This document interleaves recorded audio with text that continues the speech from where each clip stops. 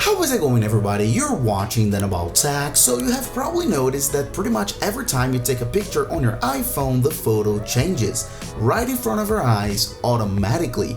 And this over-processing may be very annoying, so let me explain you what that actually is and how to fix it.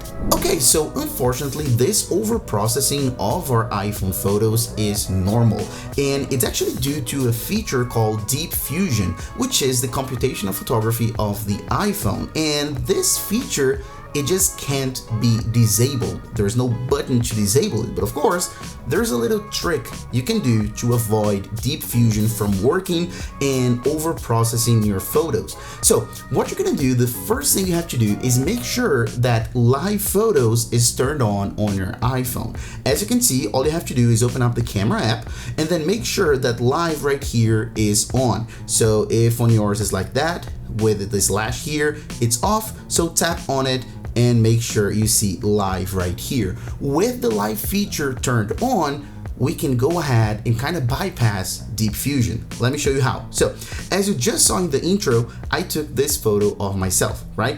That's the one. And as you just saw, I just took it. So Deep Fusion did work on the photo right here. So if you want to get the photo without the over processing, all I have to do is tap on it and then tap on edit, as you can see, and then here tap on live, and as you know, live will take multiple photos in just one shot, right?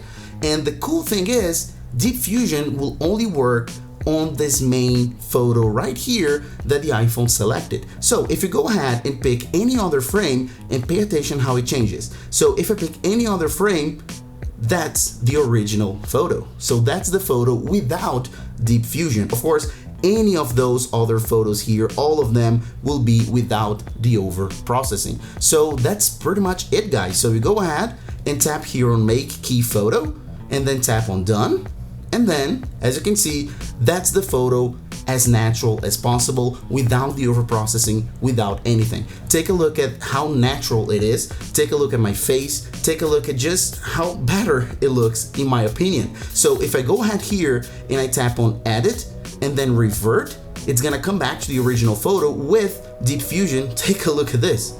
So take a look at the amount of processing. Take a look at my eyes. Take a look at this. It's really bad. It's super contrasty. I don't like this photo with Deep Fusion. So then all you have to do is edit, pick any other frame, and then you won't have the over processing of Deep Fusion. Of course, sometimes Deep Fusion does improve your photo, but it's really not most cases. But now you know how you can use or not Deep Fusion, so how you can actually take natural photos and see your photos the way you intended, the way you took, the way you pressed on the shutter button.